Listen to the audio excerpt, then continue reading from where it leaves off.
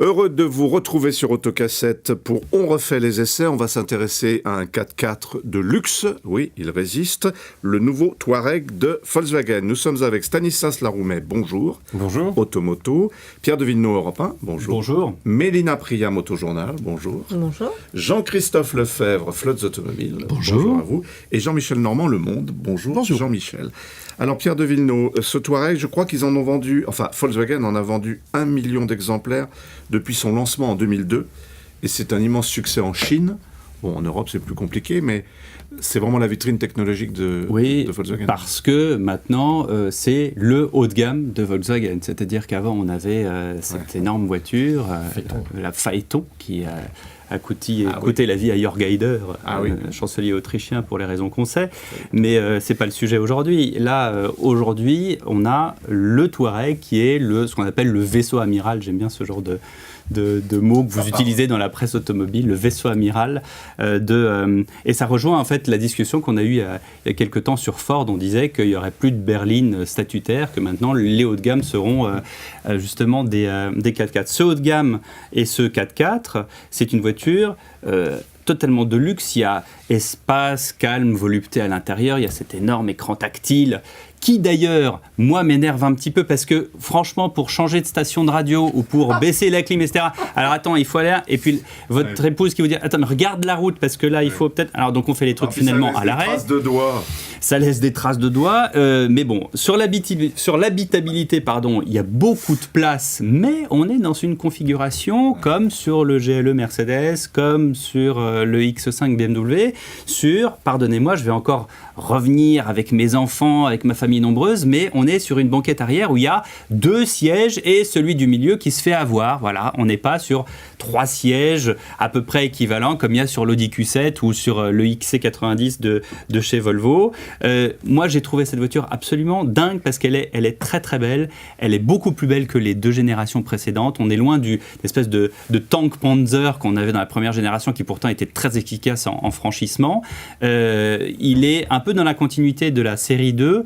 Et alors, sur piste, c'est un vrai régal. On a l'impression d'être un fakir sur un tapis volant parce que ça avale toutes les bosses avec la suspension pneumatique. C'est absolument délirant. Il y a un bémol que j'ai sur cette voiture, c'est à cause des normes anti-pollution, c'est ce qu'on appelle le retard au kick-down, c'est-à-dire vous êtes en mode confort et vous enfoncez la pédale d'accélérateur pour doubler une voiture et là, on attend.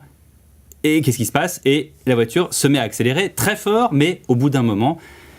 Donc il faut rouler tout le temps pratiquement en mode sport et c'est très très embêtant. C'est une critique qui revient sans cesse. Le mode sport ne gomme pas totalement. Pas totalement, mais c'est un peu mieux. Alors c'est pas seulement une question de dépollution, c'est une question, il y a un turbo. C'est ça le problème, c'est qu'il y a un turbo et qu'il ne suffit pas à gaver le 3 litres. V6 et du coup il n'y a pas assez d'air qui rentre, il y a pas et je pense qu'ils vont modifier. De Volkswagen. Non, ils peuvent faire des erreurs. C'est un problème de coût, je pense largement. Donc mais c'est vrai que c'est très gênant parce que du coup on n'ose plus doubler. Moi, c'est pas non plus. C'est vrai que sur le SQ7 on a un c'est pas une voiture sportive non plus. Enfin, je veux dire, ça reste un gros SUV confortable.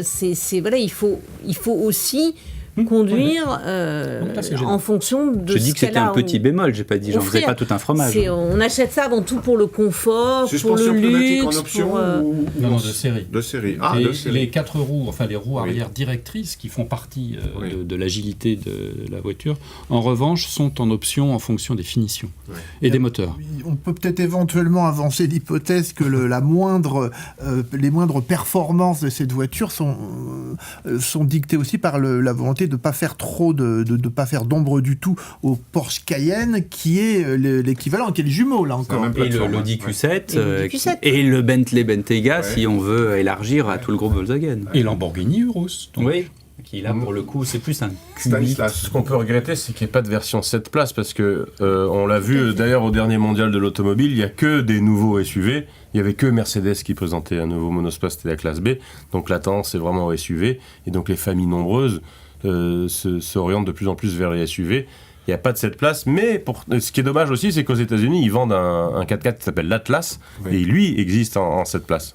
Mais en Europe, par rapport à tous les modèles que vous venez de citer, je pense au X5 de BMW et les autres, quelle est la place du Touareg? Est-ce que c'est un modèle qui se vend bien? L'avantage du Touareg, c'est que c'est une voiture qui est beaucoup moins opulente.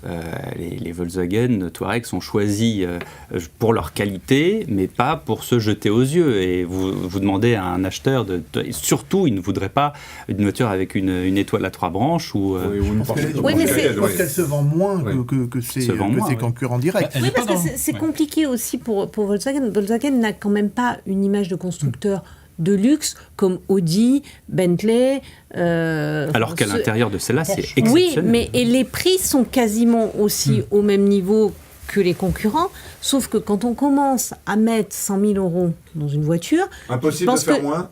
Si, c'est un peu moins, mais grosso modo, c'est ça. Hein, pour avoir les roues directrices, tout l'équipement, il arrive un moment, voilà. Et puis, si on intègre le malus écologique, on est à 100 000 euros. Donc, en termes de finition, qu'est-ce qui la différencie d'Audi? Rien. Rien. C'est aussi bien fabriqué. C'est aussi bien fabriqué. Enfin, un petit peu moins bien. Quand même. Ah bon? En termes de finition, si les matériaux sont moins, un tout petit peu. Mais à ce prix-là, les gens prennent. Ils travaillent bien avec les mêmes cuirs, avec les mêmes bois. Pas tout à fait. Oui, mais je pense qu'il y a moindre raffinement sur certains. Il y a plus d'options sur un Q7 que sur un Touareg. Mais ce qu'il faut dire sur le Touareg, ce qui est remarquable de la part de Volkswagen, c'est quand ils ont sorti ce 4x4 qui était donc un gros 4x4 de luxe à l'époque, c'est comme ça qu'ils sont rentrés dans le premium. Et après, ils ont pu décliner vraiment toute une gamme de SUV avec le Tiguan et puis maintenant le T-Roc. Il suffit de la regarder, c'est une voiture qui est largement faite pour la Chine. Quand on voit l'avant avec tout le chrome, etc. Et en Chine, on n'a pas besoin de voitures hyper performante en termes de comportement routier. Donc c'est une voiture qui est pas vraiment faite pour l'Europe. Elle est pas très discret en style, hein, quand même. On peut dire que c'est quand même un petit peu ostentatoire. C'est le côté chinois. Oui. Elle est plus imposante que les précédentes. Oui, que les précédentes. Effectivement, il y a une calandre très chromée. Après, il y a un VW au milieu et c'est, pardonnez-moi, moins ostentatoire qu'une étoile à 3 branches ou qu'un... Comment on appelle ça, une hélice bleue et blanche. Enfin, en ville, on se fait jeter des pierres quand même. Non? Ah ben c'est quand même 4,90 m presque, c'est 2 mètres de large, c'est 2 tonnes.